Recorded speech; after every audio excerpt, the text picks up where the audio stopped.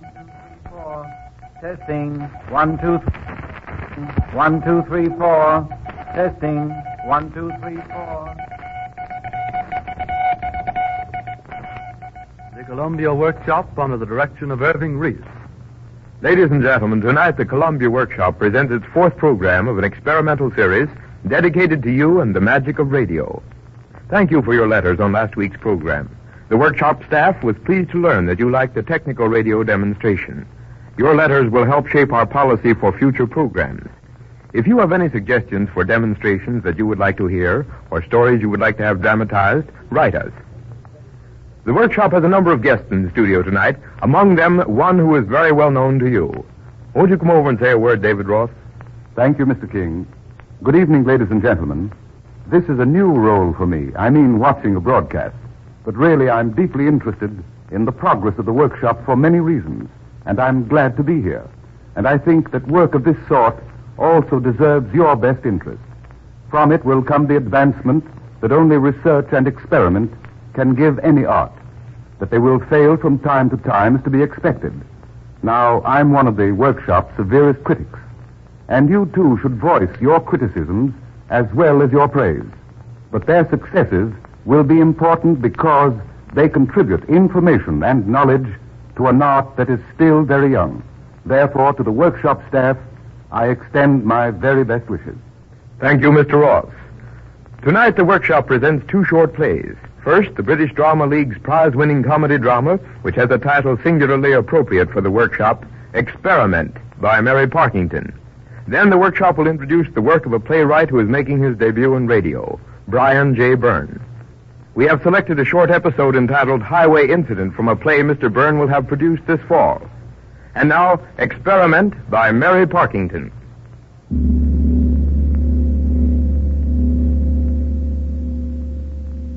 Good evening, everybody. I'm the experimenter, and I'm about to show you an interesting little experiment in synchronized life drama. One scene is laid in a tent pitched on the ice near the South Pole. The other, an apartment in London shared by Corinne Sheldon, an actress, with her sister Rosemary. There's a third occupant named Lydia. Jim Oberon and Frank Stacy in the tent are the sweethearts of Corinne and Rosemary in the apartment. They're engaged to each other. My little experiment is designed to show the perfect synchronization of feeling which may exist between four human beings placed thousands of miles apart. And now, judge the progress of the experiment for yourself. Oh, Corinne, I'm thinking all the time of those poor dears at the pole enjoying their Christmas tree in the nice warm headquarters hut. Oh, yes, of course. Yes, they ought to get back to the hut tonight at the latest. Isn't it too marvelous to think that my Frank and your Jim were sent by headquarters all alone to take possession of a new island for Britain? I'll decorate our tree. Well, hadn't you better wait till we know whether they have succeeded? Anyway, that old tree's all wrong with this room. I don't care if it is all wrong. Frank said they were going to have a Christmas tree in the hut, and I want to feel we're both doing the same thing at the same time. Synchronized affection? You needn't jeer. I'm absolutely certain that it's possible for people who care for each other to be thinking and doing the same things at the same instant. I'm thinking that my cigarette's going out. Corinne, sometimes you're hateful. Sometimes I wonder if you love Jim at all. Oh, hush, hush. You'd better get dressed, dear. Billy Burton's coming in for cocktails at 6:30. I wish Billy Burton were at the South Pole in the middle of a blizzard.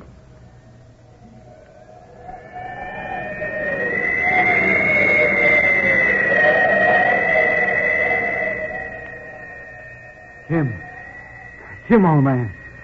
What's the matter? The blizzard stopped after 4 days. What's the difference? We'll never get back.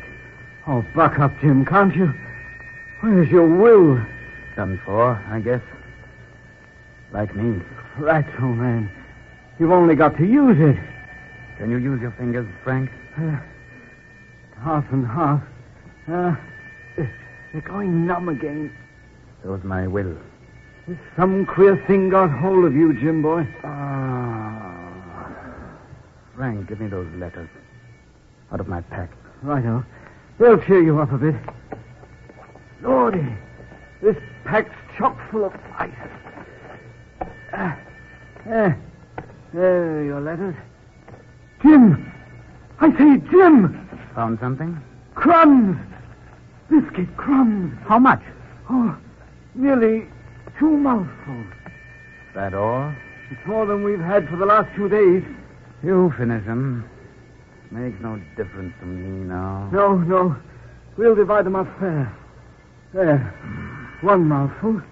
There. 2. Here, Jim. Jim, I say. Oh. Asleep again. Well, he's better off.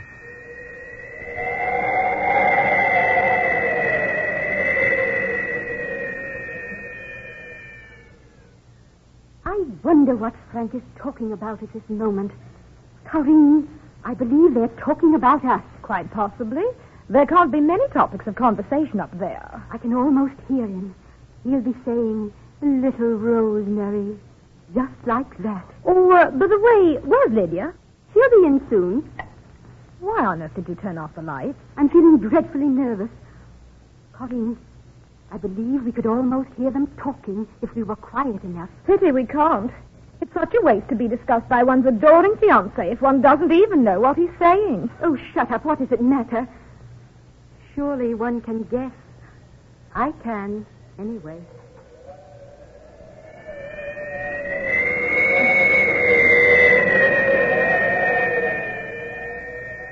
Jim! Wake up! What is it now? I had to tell you. I've been a swine, Jim. I ate your share of the crumbs. It's nothing to laugh at, you fool. It's food. I can't help. You gasping about a few crumbs. What do you think I was dreaming of when you woke me? What? Plum pudding.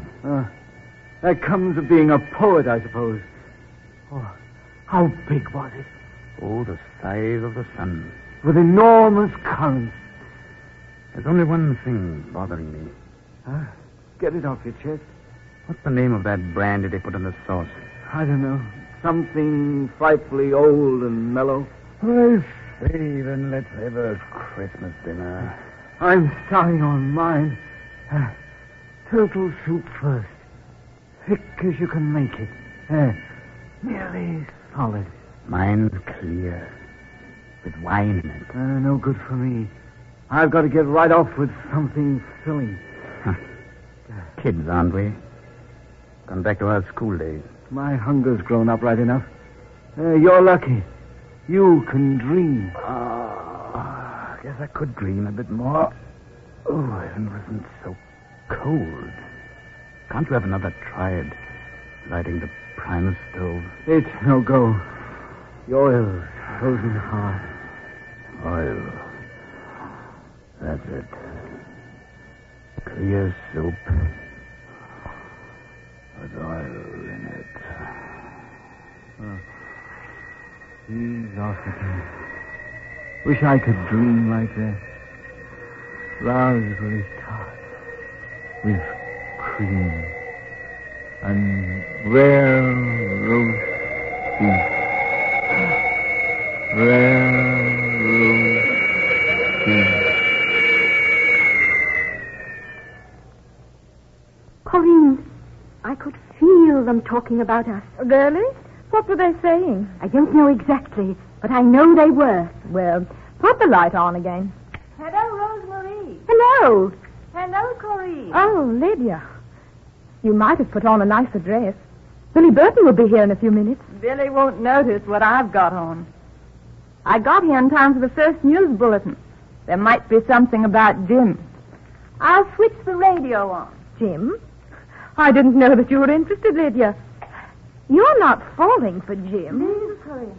Urban outlook unsettled. First news bulletin, copyright reserved. A wireless message has been received from the RVS Antarctic expedition stating that considerable anxiety is felt as to the whereabouts of Jim Oberon and Frank Stacy, who left headquarters 6 weeks ago to plant the British flag on the newly discovered island. It is feared that they may have been cut off by the blizzard, which has been raging for the past 4 days. and an SOS has been sent to the seaplane depot at Centre Point. His Majesty the King today visited... What did I tell you? They failed. Corrine, how can you? We don't even know if they're alive. Oh, nonsense, Rosie. The seaplanes are certain to have picked them up by now. If one could only see. It seems so strange that two people who love each other shouldn't be able to communicate somehow. Perhaps someone else is interrupting the current. Well, don't stare at me. You're both talking nonsense.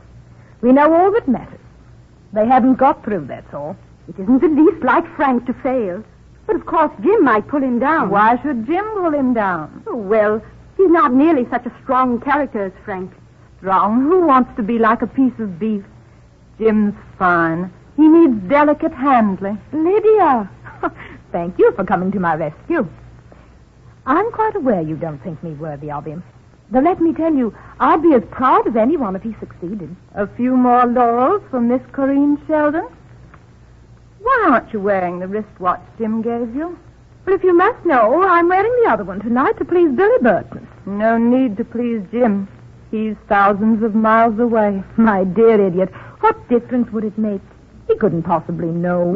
You can never tell how much a poet knows. You're simply imagining things, Lydia. It would be much more to the point if we knew what they were doing. Sheltering in their tents, probably talking about food. Food?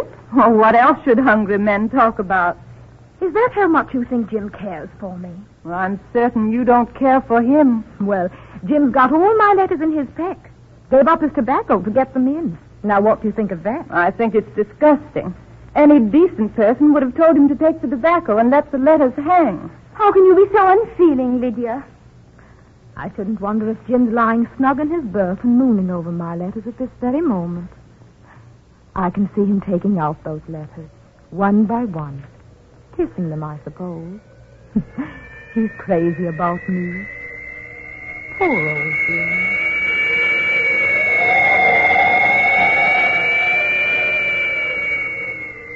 You awake, Jim? No use, Frank. I'm done for. No. Think of the people at home. Look at these letters. Think of Corrine. Isn't it worthwhile getting back? No. But what I don't understand... Those letters... You've been reading them all right. Every spare moment. Yes. That's why. You mean you found out that you... You knew? No, I only guessed. It's been Billy all the time. Lydia tried to warn me. You see that? There's nothing. Nothing to go back for. All right, old man. I mean to get back, and I'm taking you with me. If I could only get that stove thawed out. We'll freeze to death before they get here. If you only had something to burn, you could thaw it. Which I haven't. Yes, you have. Burn these. Corrine's letters? Yes. They do the trick. Quick. Give me the matches. The first letter she wrote. Now the rest. All of them. What a smoke they make. Smoke. Smoke. She's slipping away in smoke.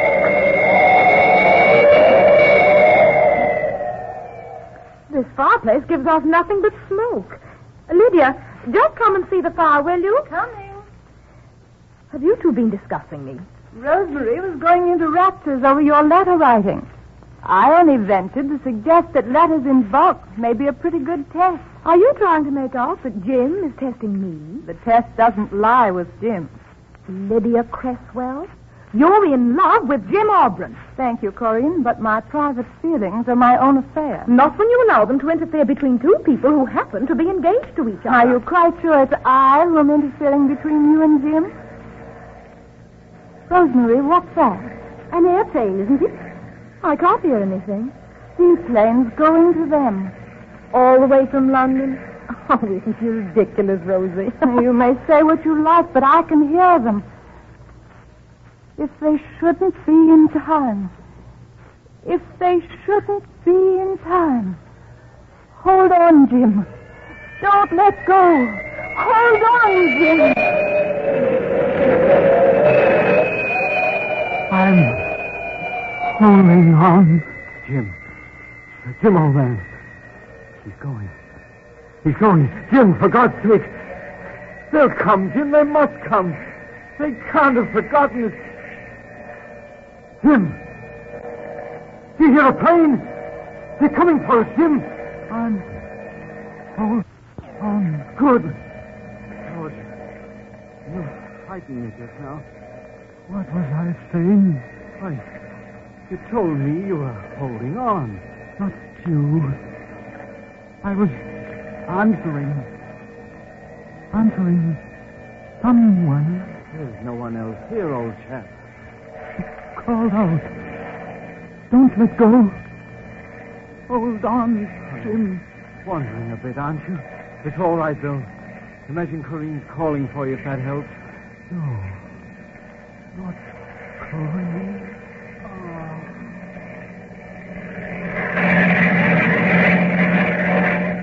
Quick! For God's sake, be quick!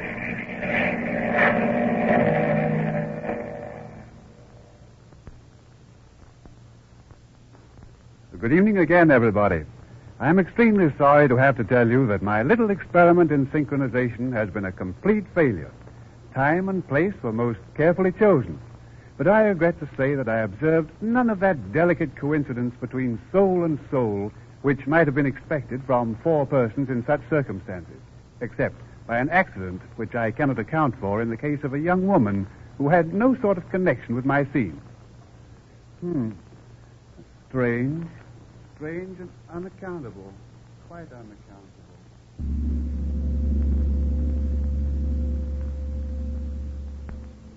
And now the Columbia Workshop presents Highway Incident, an episode from a play by Brian J. Burns.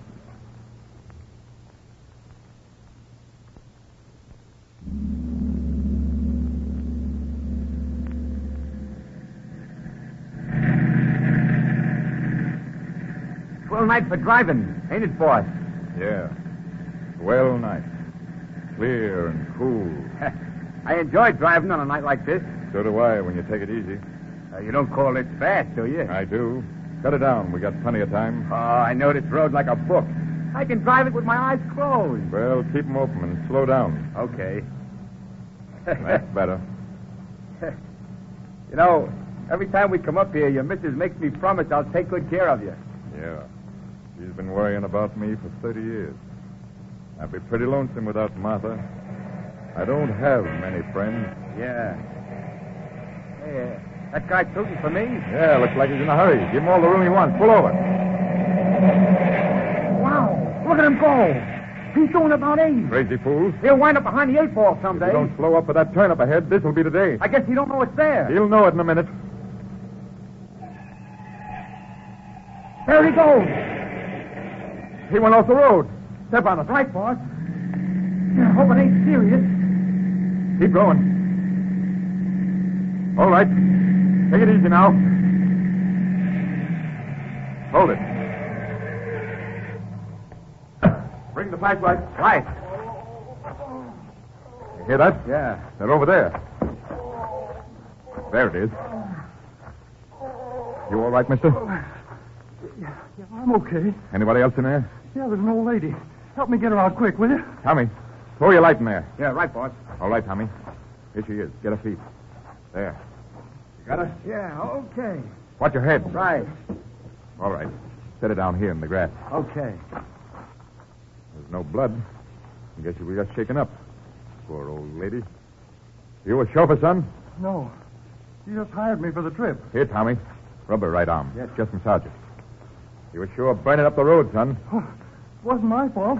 She kept begging me to go faster and faster. You think she's hurt bad? Rub her left arm now, Tommy. Okay. She'll be all right, I guess. Just fainted from fright. You're both pretty lucky if you ask me. Where were you heading? Albany. What was she in such a hurry about? Don't you know who she is? Can't say I do. Her face looks familiar. It should. Why, anybody that reads the papers. She's coming around. Keep rubbing, Tommy. Okay. You're all right, little lady. Guess you just fainted. Oh, no. Wait a minute now. Don't try to sit up yet. Fred. Where's Fred? I'm right here, ma'am. Are you all right? You're not hurt. No, ma'am. Just a little shaken up, that's all. How are you? I'm all right. But the car, is it badly smashed? Don't worry about the car, ma'am. It landed right side up. The glass broke. That's about all. Oh, thank God. Then we must start right away, Fred. I've got to get to Albany tonight. I'll go look it over, ma'am. See if I can get it started. Oh, you've got to get it started, Fred. You've got to. Well, I'll do my best, ma'am. Please. Oh, please. So much depends on it. There. Now, don't get yourself excited, ma'am. You've had a narrow escape. You've got to take it easy. But you don't understand. It's a matter of life and death. I've got to get to Albany on time. Well, we'll do all we can to help, but you better rest. Tommy, help him get that car started. See how quick you can get it back on the road. Hey, if there's just a peep left in that buggy, I'll have it humming in no time. Come on, kid. Oh, thank you. Thank you. Please hurry. Don't you worry. We will, Mrs. Lasher. Mrs. Lasker. Did he call you Mrs. Lasker? Yes. You recognize the name, I suppose. It's an unusual one. The only one I heard of by that name is Bob Lasker, the murderer, and... Bob Lasker is not a murderer. He never hurt a soul in his life. Oh, I'm sorry, ma'am. He's being made the victim of a fearful miscarriage of justice. Bob is as fine a son as ever lived. Son? My son, yes. Why, he's to be executed tonight. Oh, but he won't. They can't do this to my boy. I'm going to see the governor in Albany. I'm going to make him understand that my... Oh, now you must see why we've got to get the car back on the road. Why I have to reach Albany tonight. Well, don't worry, ma'am. My driver's a good mechanic. He'll get the car started. I've got to talk to the governor. I've got to save Bob. I understand, ma'am. I sure hope the governor can do something. Can? But he must. He can't let them do this to my boy. The governor's not a hard man. I'm sure he'll do all he can. But he's the governor of the state. He can save Bob. It's not entirely in the hands of the governor. His powers are limited. What? You don't think he'll be able to do anything? You must be prepared in case he can't. But why?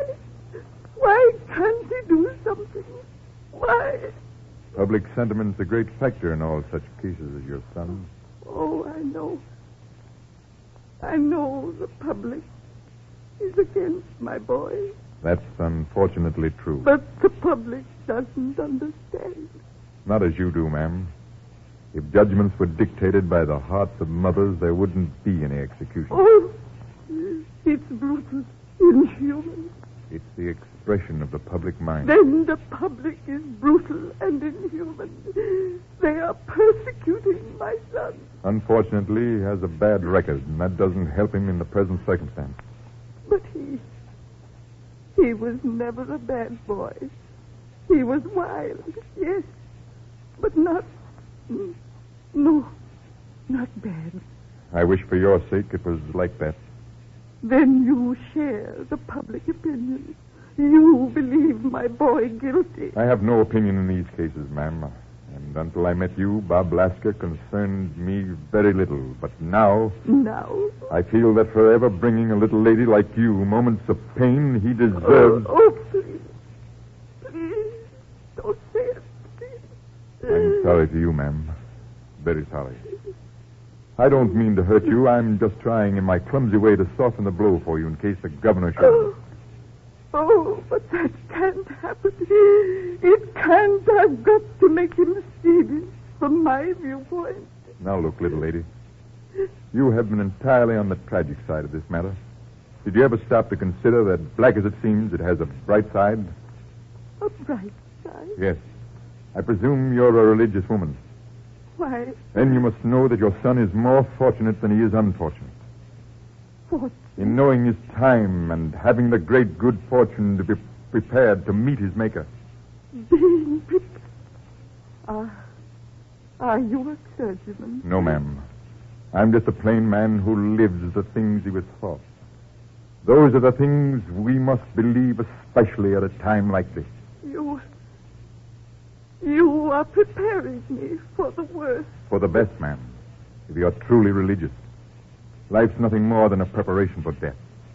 Why, I hadn't looked at it that way. But you must. Death is our greatest blessing because it's a promise.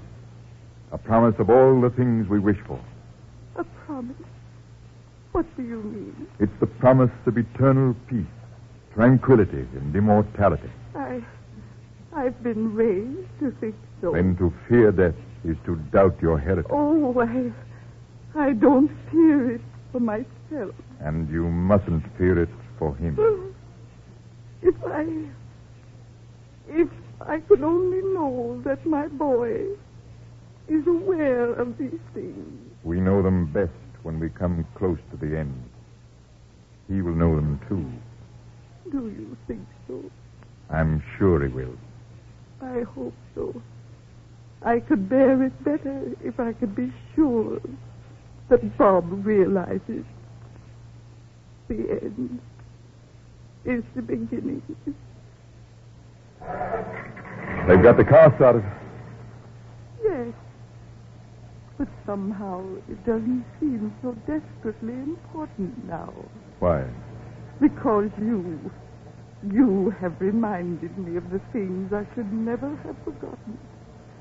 My boy's destiny is in tender hands. Then you're ready for whatever may happen?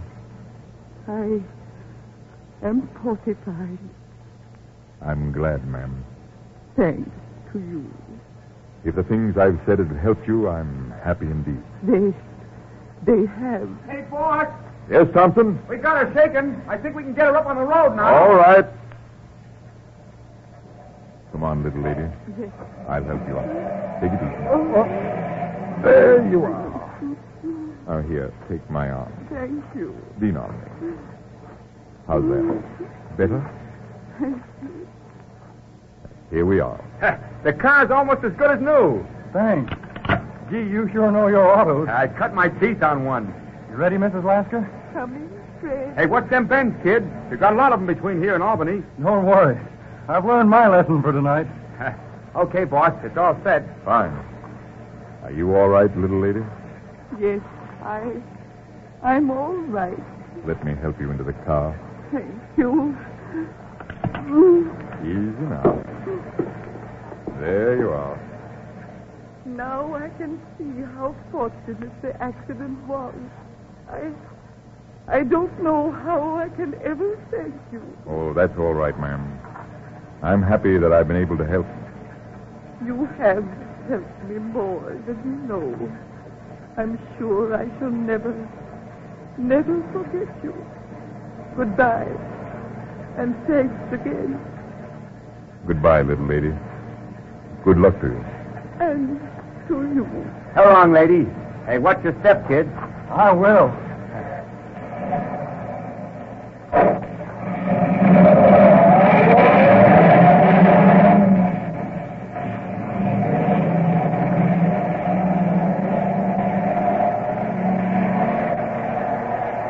You know who that little lady is?